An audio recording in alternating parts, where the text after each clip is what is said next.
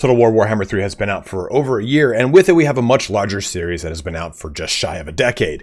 Patch 3.0 aims to bring a good deal of quality of life boosts to the game, revamping and improving navigating all the menus at your disposal. In this video, we're going to quickly go over some of the quality of life improvements that I've been able to discover.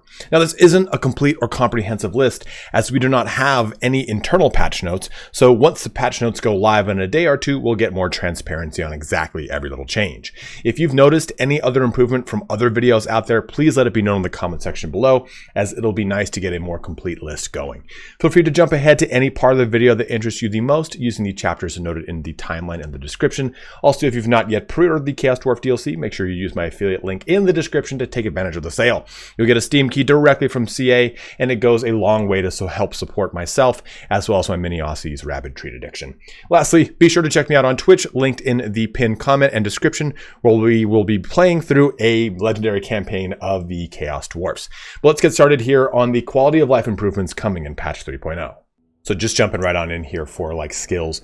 One of the biggest things that's been added with 3.0 as far as quality of life goes, if I hover over this, it now shows me exactly which units benefit from it. So you just kind of quickly get an idea of which units get those buffs. Now, in addition to that, we also have the sticky menu system. So watch what happens when I hover over this. You'll see the little tooltip pop up, and you'll see a bar that quickly expands on the bottom. There you go. Now that's locked into place. So I can hover over it and look at it and hover over these individual items as I see fit. There's not a ton of things that are like that, but some things will have a little eyeball right next to them that's telling you, hey, there's more to look at in this tooltip. So you can go ahead and hover over that. I mean, it's just showing you Burning Wrath in this instance, but sometimes it is pretty helpful. Like if you say Ulrika and her skills will sometimes say, hey, it gives you this bound ability. It'll show you how that bound ability works.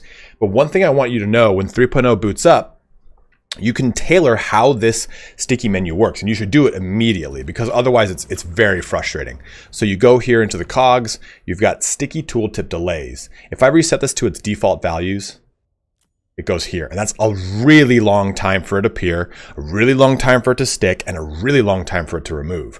So the first thing you want to do is bring this down to 0.1. Don't let the removal time be very long at all. Once you're done with the tooltip, just move off of it.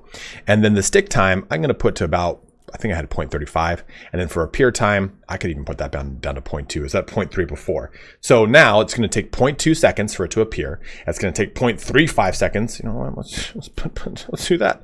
This is a little 1, 2, 3 action. It'll be 0.3 seconds for it to actually stick, and 0.1 for removal. So just to kind of show you what that looks like, see, it's stuck. Now if I put this to default one more time, now it's stuck.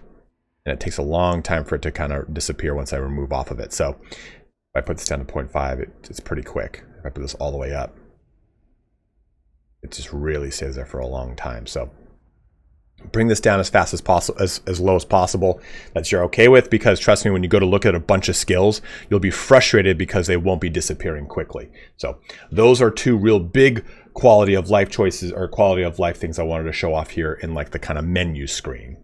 Another really huge quality of life buff is filters for the demon parts. This character is only level 1 and it's on turn 1, but I can now sort this by Undivided, by Khorne, Nurgle, Slaanesh, and Tzeentch, respectively. So only the ones that come from that section, I'll be able to get those, and I love it. You can add multiple clicks here, right? So if I'm playing like a Khorne Tzeentch build, or if I'm playing like an Undivided Nurgle build, I can do that to get those respective parts active. Is a very huge buff, because otherwise you're just scrubbing through everything hoping you get the right ones. But I really wanted to highlight that one. For general campaign gameplay, we have some other cool little ditties. So I'm going to click on this unit that is shielded, and you'll see that silver shields now have a different icon. If I click on another one that is not shielded, in fact, we'll have to go to the unit browser for that. If I go to one that has a bronze shield, you can see it is a different icon right there. So you get a different shield now for the different respective icons. Just a little bit of a quality of life, I guess, change on that. It makes it a little bit more transparent. But you now can simply hover over anytime you see this icon, rather than saying like, this is a landmark for these types of factions. You now just outright see what that landmark is, and it sticks here, and I can then hover over this and see what the stats are of that landmark. It's so huge, it's so fun. So it allows me to, I'm using this cool fancy ability to toggle Fog of War. I thought Altdorf had a fun one. It doesn't, but Marienburg does. Marienburg Docks. I still get it as the Chaos Dwarf. So I can see anything per faction on any of these rather than guessing, okay, do I get anything in these locations? Nope, it's just going to show you if you can, and you just go ahead and move on from there. I'm going to toggle Fog of War, and I'll go over here. You can get it at Nangao, gets one. It's like repurposed forges or something of the sort. There you go. Here, we'll do it down here. It's a repurposed forges. There you go. So you can kind of see how that benefits you and your faction. It's a really, really cool little system. Now, on top of that, we have this other new feature. That's the Toggle Fog of War mod, by the way. Go ahead and download it on the Steam Workshop. Is campaign search. Now, this is a little buggy right now. Keep in mind, this is, of course, not live, but I can actually decide what I want to search for in this menu. So we'll bring it over here, and I've got two different search menus. So I can look at settlements, just jump right over to them, or individual provinces and Forest of Gloom. Where's that? Okay, we're going over here. Cool. Or go search for specific factions. Are the Gormandi still in the game? Oh, they're all the way over here. Cool. Or lords. Now, lords and heroes are relegated to the ones that you've discovered on the map. So I've only seen these characters here. So that's the ones I can take a look at. But then further, this goes to landmarks. So I can now see every single resource. You know what? I really need gemstones for something. Where are the gemstones in the map? Okay, Silver Pinnacle, that's pretty damn close. And from what I understand, this is done by proximity. Same thing with like Furs here. Kislev's the closest one, but they also get Firemouth, which isn't too far away. So that's how that works. It's a very, very nice little ditty. And also with locations of interest, I can see where the Bastion Gate is, where Elven colonies are, Empire Forts, Fortress Gates, Savage Orcs, or Dark Fortress sites.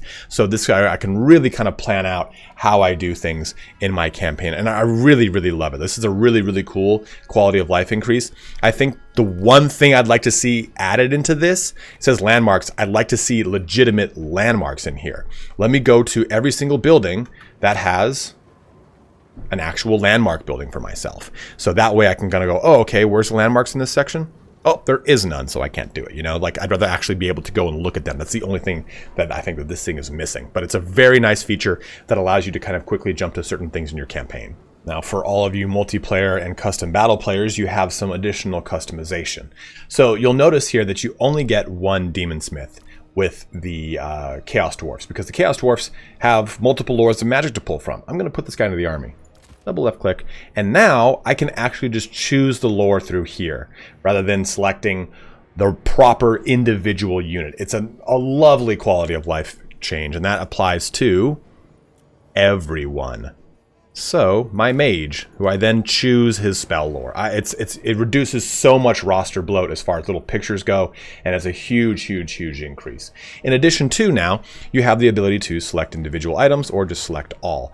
I don't remember if select all was there. I'm pretty sure it wasn't, and if it was, I'm sorry. I apologize for putting it in this video, but those are some of the big quality of life jumps for anyone who's played multiplayer a lot or any custom battles. They can just quickly just go, oh, okay, I want Lore of Heavens, and there you go. Select all and just choose the 2 or 3 spells you want to pick for your character.